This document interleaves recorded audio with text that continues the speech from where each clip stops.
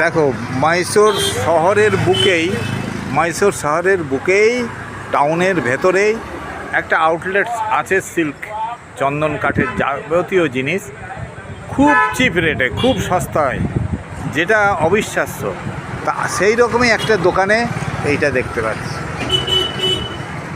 এই যে silk emporium Karnataka. এই ঢুকছি আমরা। অনেকে হয়তো বাইরে বিভিন্ন রকম ফ্যাক্টরি আউটলেট দেখতে পাবে, কিন্তু টাউনের ভেতরে এরকম একটা সুন্দর প্রতিষ্ঠান যে রয়েছে, এটা দেখানোর জন্য আমি এই ভিডিওটা করছি।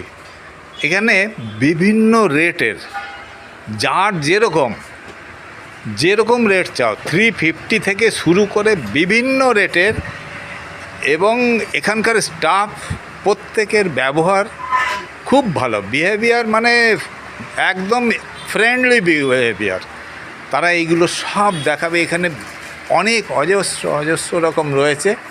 আমি ভিডিওটা করলাম এই জন্যই যে আমি কালকে অন্য জায়গায় নিয়েছি, কিন্তু সেখান থেকেও ভেরি চিপ অ্যান্ড কি বলবো যে বেশ অ্যাট্রাকটিভ যে সমস্ত জিনিসপত্র আছে এইখানে পাওয়া যায়। দেখতে পাচ্ছ এখানে বিভিন্ন রকমের শাড়িজ, এগুলো বিভিন্ন রেটের, বিভিন্ন ডিজাইনের এনারা দেন। এগুলো দেখতেই পাচ্ছেন।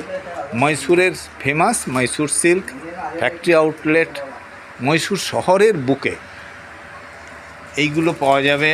কিছু অর্নামেন্টস আছে, সঙ্গে আছে বেশ কিছু চন্দন কাঠ এবং চন্দন কাঠ শিল্প সম্পর্কে পারফিউম থেকে শুরু করে, সাবান থেকে শুরু করে, ধূপকাঠি থেকে শুরু করে এভরিথিং।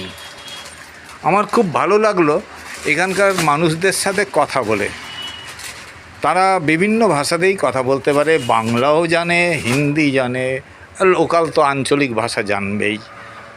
তো সেই জন্য দর্শকের সুবিধার্থে আমি এটা করলাম। আমার মতো কেউ যেন না ভুল না করে বসে, বাইরে গিয়ে ঠকে না যায়, সেই জন্য আমি এটা কিন্তু করালাম।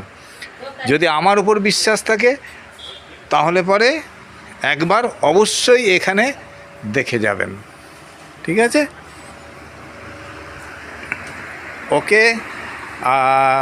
মাইসোর স্টেশন থেকে এইখানে আসার লোকেশনটা আমি ওদের মুখ থেকেই শুনিয়ে দিচ্ছি। হ্যাঁ, अच्छा स्टेशन से इधर कैसे आएंगे? क्या से? स्टेशन से इधर कैसे आएंगे? मैसूर